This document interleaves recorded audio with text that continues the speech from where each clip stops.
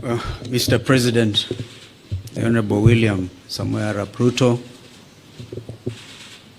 Prime Minister Raila Odinga, both co-principals of the NADCO process,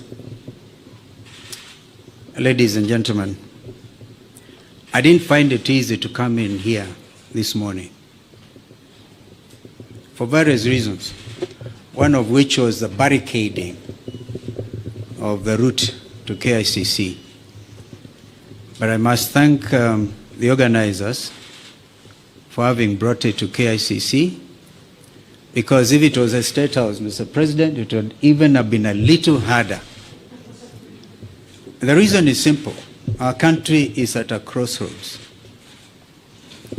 My colleague, Honorable Kimani Ichung'wah, has highlighted that both of you asked us to undertake the process of NADCO following the 2023 enactment of the Finance Bill and the riots that took place, where we lost people, 75 of them, property was destroyed, and the country was in a state of a shock.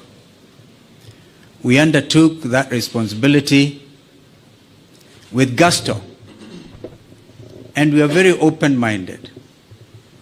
As Azimio la Umoja One Kenya, our number one topic was the high cost of living. But Kimani and the team on Kenya Kwanza convinced us that it was a government responsibility and the opposition had nothing to do with discussing the high cost of living. I hope that in the light of recent developments, my friend Kimani would have revised that thought. Because again, 2024, Finance Act and the riots, and again we have lost 41 young Kenyans. This time they came in the form of Gen Z, but they are Kenyans. They have a right to belong. In fact, they are carrying the national flags. They have done it better than we did when some of us nearly got killed. Mr. President, I want to urge that we look at our country afresh. There's no way we can wish away the Gen Z revolution. And if we were to begin to be honest with ourselves, perhaps we need now to go back to Bomas, because during the presentations, Kimani and Cheruiyot may remember, and Wandai was deputizing me, that a lot of Kenyans wanted us to open this space.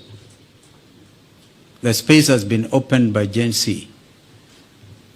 I wish we had moved with speed. It has taken inordinate delay to get to where we are today, to get the first product out of NADCO.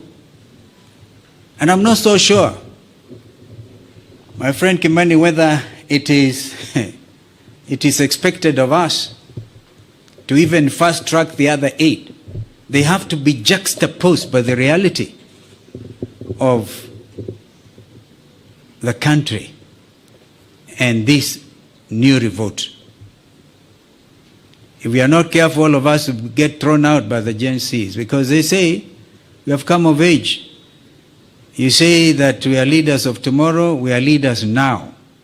We can't wish them away. Therefore, I want to urge that we now look at the whole thing. For example, we have now set up the process of nominating new commissioners. We made it very clear that both you, Mr. President, and Mr. Raila Odinga, the Prime Minister, will have to agree on, perhaps most importantly, on who becomes the chair of the new IEBC. That principle of consultation was inbuilt, and I thank my colleagues because we didn't have to struggle much to agree. But now is the time. The country is at a crossroads. Can we, for a beginning, even in order to bring the country to normalcy, can you, Mr. President, order the Inspector General of Police, if he doesn't resign, can he remove the police from the streets? Can the army get out of our streets and back to the barracks? I thank you.